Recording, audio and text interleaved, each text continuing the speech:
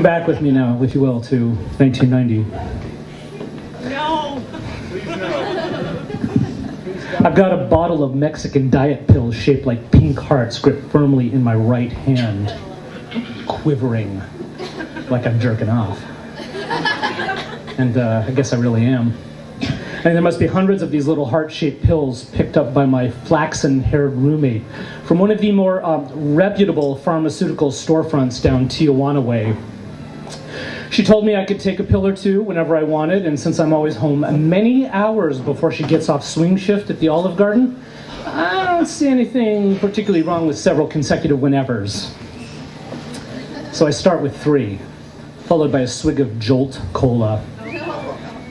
And decide another 2 is what's needed to get things just right. Another Jolt Chaser, I light a clove cigarette, and lean back, trying to look innocuous, in the front seat of my innocuous Nissan Sentra, from my innocuous parking stall, staring innocuously into the storefront of the Al Phillips Dry Cleaners, only all too conspicuous in my innocuousness. Oh, but that's her for sure, at the window.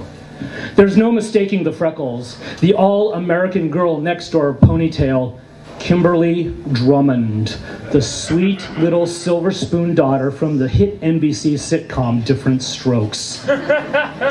Convicted of robbing a Captain Video franchise with a BB gun 6 months ago. But I fell in love with her years before that.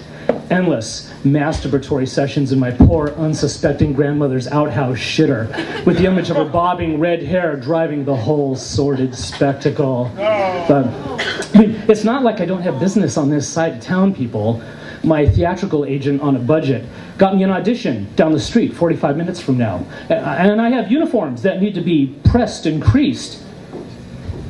It's not easy holding down a bohemian lifestyle while trying to pass as a government employee. Here it comes. That telltale heartbeat and that adrenal flow begin their all too familiar buildup from my toenails all the way up till they hit the top of my teeth, which then begin a sliding across the surface of my bottom teeth with a grinding vigor known by a long-standing tradition of Hell's Angels and many a pathetic, alienated man since the advent of the industrial age. Am I proud? No. I feel dirty, filthy, squalid. Would I rather be doing anything else? Hell no. I found out she worked at this particular Al Phillips Dry Cleaners when a coworker told me that washed-up druggy actress they busted for armed robbery a few months ago pressed his uniforms. So now, here I am, packing my uniforms under my left arm, the clove in my right, as I make my way through the front door. How to break the ice? Hey, I'm an actor too! Dana doesn't work the counter though. I'm stuck with the frump woman, who in turn looks longingly at the broken slot machines being serviced by a tech guy wearing a baseball cap on the far side of the waiting room. So I place my order loudly. I want Dana to notice. Notice my pungent clove cigarette, which always pisses off the older Vegas service crowd, because it always seems like it ought to be illegal, but it's not. She doesn't see me though. She looks right through me. My hair is too short. My face is too clean shaven.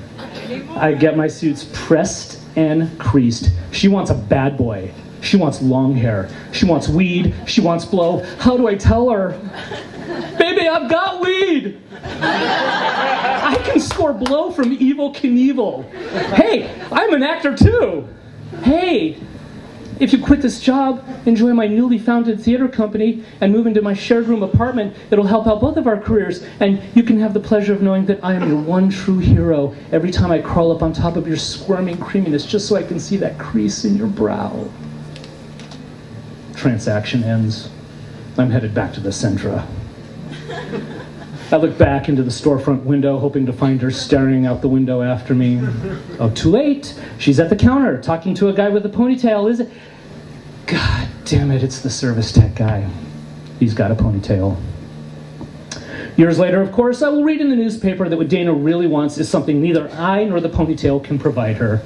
Years later, I discover she turned down the role of Regan in The Exorcist, turned down the role of Violet in Pretty Baby, Years later, when she accepts the role of suicide in the bathroom of her in-laws-to-be. I still like to think I could have been all those things I wanted to say to her back then. A way for opportunity to translate into, if not happiness, at least a manageable contentment, a warm body that makes you laugh and can be counted on to be there. If only it were that easy.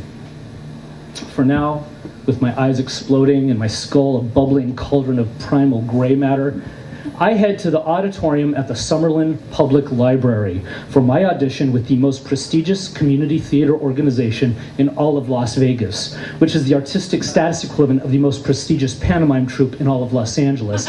It sounds more glamorous at first than it really should.